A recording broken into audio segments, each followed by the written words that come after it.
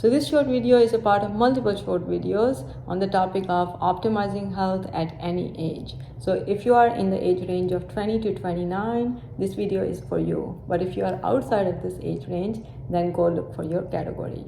So when it comes to optimizing health, 4 pillars have to be considered, and that is diet, exercise, stress management from external sources as well as internal sources or internal conditions, and then there is sleep management.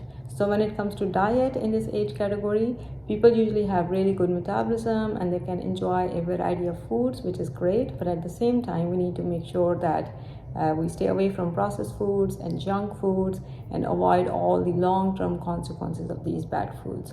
The diet plan can be actually customized and personalized based upon food sensitivity testing and other tests, and those are needed when people have different symptoms. For example, they have gut symptoms or autoimmune conditions that make us suspicious that these tests should be done. Exercise is great, and of course it goes without, you cannot emphasize enough that exercise is extremely important. So a variety of exercises including cardio, strength training, yoga, flexibility, meditation, and everything else that you enjoy doing must be done at least 150 minutes a week.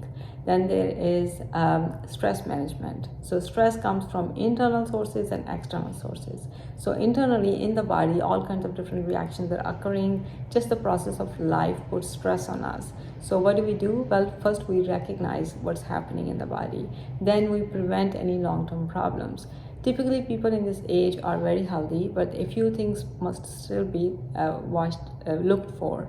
So, and then there are small categories for looking for all of those things. So there is metabolic testing, there is cardiovascular testing, there is testing for nutrition, and there's all kinds of other things that can be done based upon your personalized symptoms and whatever your goals are also. So when it comes to metabolic testing, the biggest metabolic problems in this age group are metabolic syndrome, pre-diabetes, non-alcoholic fatty liver disease, and obesity. So all of those things must be looked at and must be managed accordingly and prevented accordingly. So a whole lot of the times people have a combination of genetic predisposition and then some unhealthy lifestyle that pushes them and propels them in this direction where they develop metabolic problems. So we can do testing for all of these different things. Then there is a cardiovascular risk. So generally people are very healthy and their cardiovascular status is very great, but then a few things can still pop up. So for example, high cholesterol can be there, which is a marker, so we can test for it. And then in some populations, there is elevated homocysteine levels, which can be checked. Then there is C-reactive protein, which is a marker of inflammation that can be looked at also.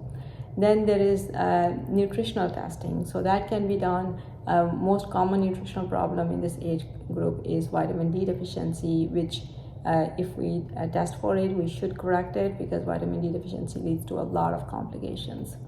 The next thing for internal stress in the body would be hormones or hormone balance. So although a lot of people have normal hormones and they're functioning normal, but still 15 to 20% of the population, especially female population, has abnormal hormones. And what are the abnormal hormones? Well, thyroid disorder is the most common abnormality across the board. So about 15% of the population has low thyroid levels, and these, whenever there is even a slight symptom, these must be tested because the treatment provides a lot of benefit and the quality of life improves accordingly.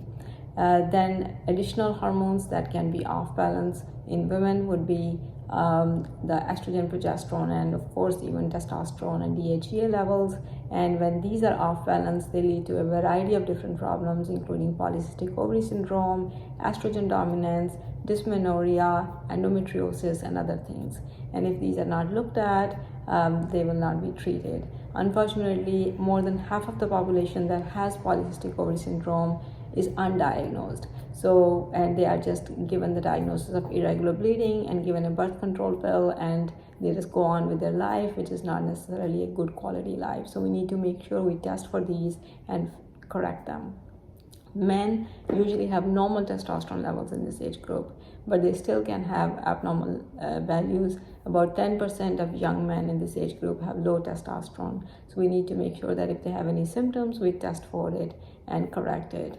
A few additional things that can be done to avoid undesirable stress on the body would be to make sure that you engage in safe behaviors. So drive safely, wear a seatbelt, have safe sex, abstinence is great, and then also, of course, make sure that if you suspect any infection, especially viral infections, you seek help and get tested. Additionally, get all your immunizations in order. So whatever you're due, go ahead and seek it or obtain it. The last thing would be sleep management. So make sure that 7 to 8 hours of sleep is good quality sleep is achieved, because sleep is extremely important for restoration of the body, especially if you are living an active lifestyle. Sleep is very important, and not only the quality of sleep but the quantity of sleep too. So check out my page on sleep and how to treat it naturally and pharmacologically, and make sure that you are getting the best you can. And the last thing in this would be genetic testing. So although genetic testing is not always done, but there are always situations where genetic tests become very important, because these determine the trajectory of your health. So for example, if you have a family history, or if you have any markers clinically that suggest that a genetic problem may be present and it may predispose you to future outcomes, then definitely a genetic test would be great. Some of the commonly done genetic tests would be MTHFR test or mutation test, pharmacogenomics, and then there is HLA-DQ testing, and then there is, of course, cancer genetic testing too. So all of those things can be done, and these interventions can take place to make sure that your health is optimized, and moving out of 20s, going into 30s, you stay healthy and maintain a very high function. So that is the goal of this topic.